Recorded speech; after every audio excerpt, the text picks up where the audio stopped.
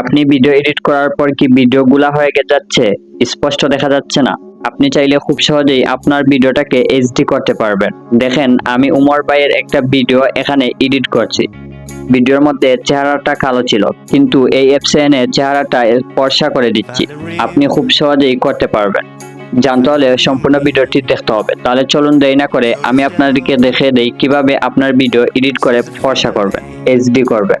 আমি চলে আসলাম ফোনের স্ক্রিনের মধ্যে। এই কাজটি করার জন্য আপনাকে সর্বপ্রথম ছোট্ট একটা অ্যাপ্লিকেশন ডাউনলোড করতে হবে। সো এটা ডাউনলোড করার জন্য প্লে স্টোরে চলে আসবেন। আসার পর এখানে সার্চ করবেন WINK। সো এটা লিখে সার্চ করে দেওয়ার পর এই অ্যাপ্লিকেশনটা আপনি ইনস্টল করে নেবেন। অ্যাপ্লিকেশনটি ডাউনলোড হয়ে গেলে অ্যাপ্লিকেশনটি ওপেন করে নেবেন। ওপেন হওয়ার পর এরকম স্পেস শো করবে, এখানে এগ্রি, সো সেটার মধ্যে ক্লিক করে দিবেন।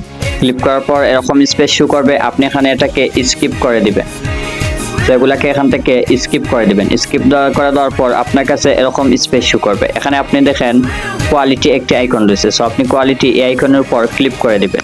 তারপর টাইনো সহ সেটার মধ্যে ক্লিক করে দিবেন। এখান থেকে আপনি যে ভিডিওটা এইচডি করতে চাচ্ছেন সেই ভিডিওটা সিলেক্ট করে ওকেতে ক্লিক করে দিবেন। ওকেতে ক্লিক করে দেওয়ার পর এখানে প্রসেসিং হবে, সো আপনাকে কিছু সময় অপেক্ষা করতে হবে। কিছু সময়ের ভিতরে আপনার ভিডিওটা কিন্তু এডিট হয়ে এইচডি হয়ে যাবে 3G থেকে।